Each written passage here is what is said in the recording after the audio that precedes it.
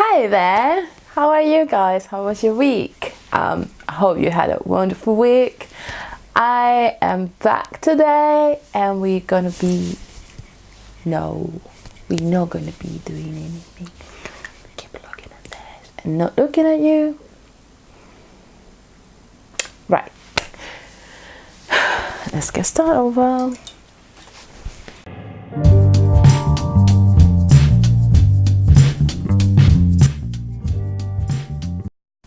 Hello, welcome back.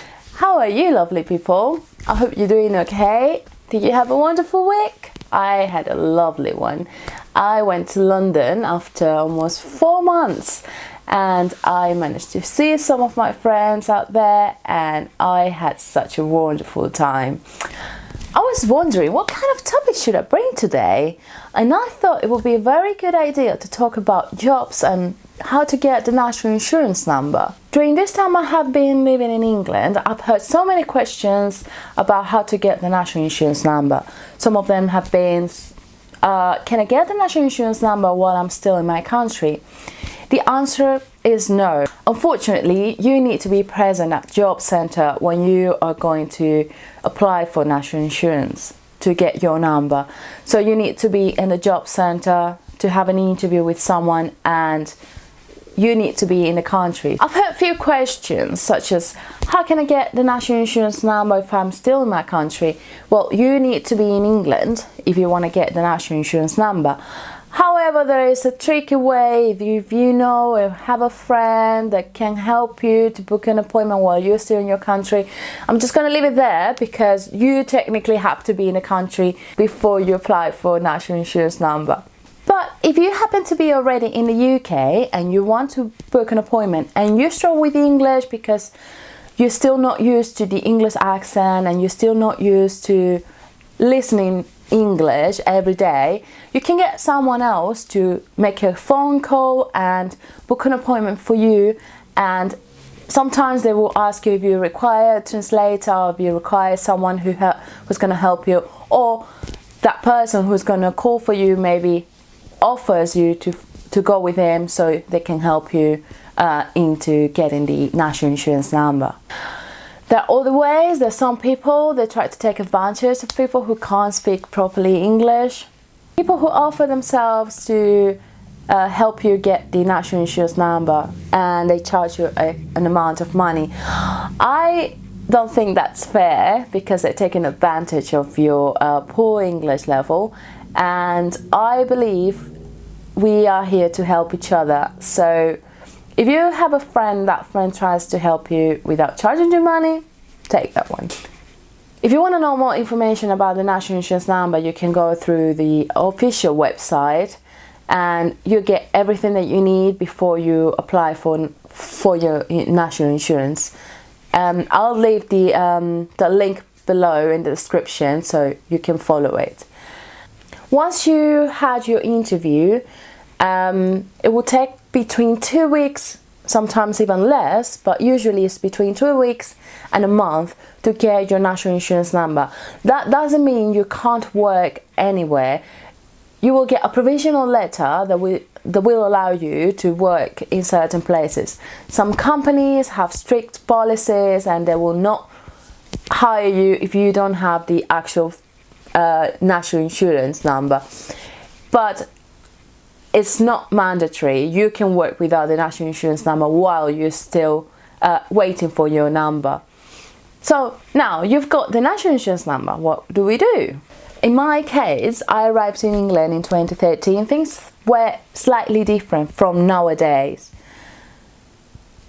I arrived in England in 2013, so things had changed. Not very much, but we're still waiting what's going to happen with Brexit. So for now, it's still the same. Before April, you still can come to England, and in the same way you can apply for national insurance number and start working straight away after you get it. So I arrived in England in 2013 and I was an au pair until April 2014, so it was about 6-7 months that I worked as an au pair. Actually a little bit more, it's 9 months. Yes, I worked as an au pair, and I think that deserves another video in which I'm going to talk to you about the experience of an au pair in England. In my case, it wasn't positive, but I took some positive stuff from it. And that'll be my next week's video. My life, my first year in England as an au pair, and my first job, like proper job. I got my national insurance number a month before I left the family in April 2014. I should have got it much earlier, but I was lazy and I wasn't sure if I wanted to stay in England for a long time. Then what kind of jobs are you looking for? This entirely up to you. Right now, I think the national minimum wage is £7.83 and it's going up in April to £8.21, which they want to get at least up to £10 by 2020. I don't think it's going to happen, but they're going slightly up every year. So that's why I say it's not a big amount of money here in England. The cost of living is very high, and many people can't afford to live in England with that wages. London living wage is voluntary.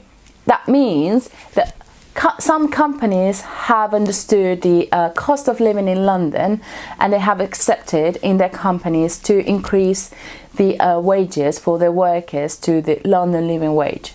I think it's right now £10.55 from this 2019, and many companies, like my previous job, they pay that money to the workers as a non-qualified job, like in a barista job or in for kitchen porters. They all get the same money.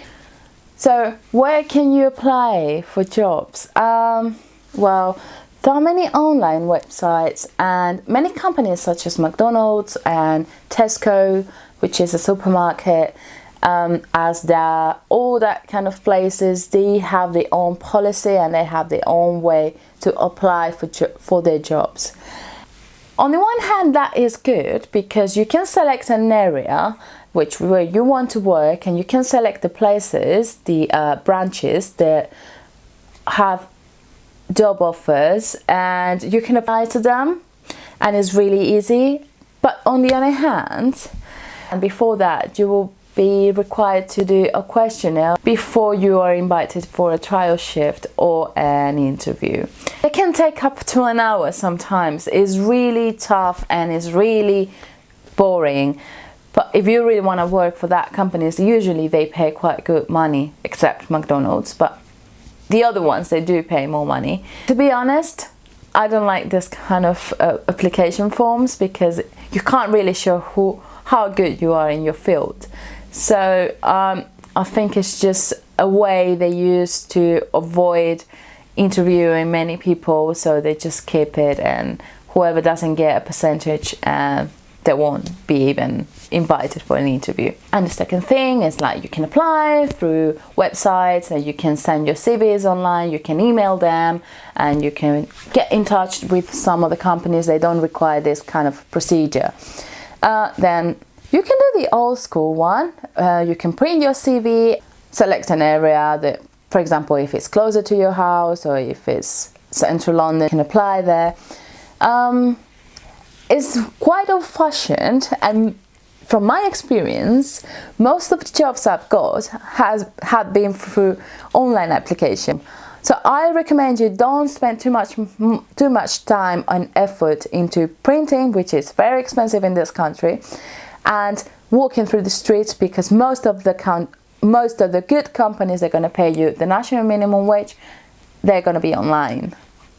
I say don't go farther than zone 4. That is quite far already from central London. If you're going to work in central London and you're going to live in zone 6, you're going to pay a lot of money for travel. I don't know if it's going to fit in your needs or if you're going to be able to afford it, because it's really expensive. The transport in London is very expensive. I'd recommend you to go not more than zone 3. Ideally between zone 2 and zone 3. The prices are still affordable, and you might be able to get a job that pays in London living wage. And the reason why I'm saying is don't go zone 4, apart from the money also, is because sometimes, many times, very often, you will get stuck in the train for half an hour or an hour without even realizing that you are running late. There is no signal. You can't call to your workplace and tell them, look, I'm stuck in a train. Usually it's just engineering issue, like something stopped working and they had to stop the train and then it starts working again. So well, I think that's everything. I think I've covered everything I needed to cover. I hope it was helpful. Don't forget to give me your feedback. I'm really happy doing this, and I'm really happy that I'm going to be helping so many of you. And don't forget to subscribe and click the bell button if you want to hear about me and get some notifications when I upload a new video. I hope you have a lovely week, and I'll see you next week. Bye!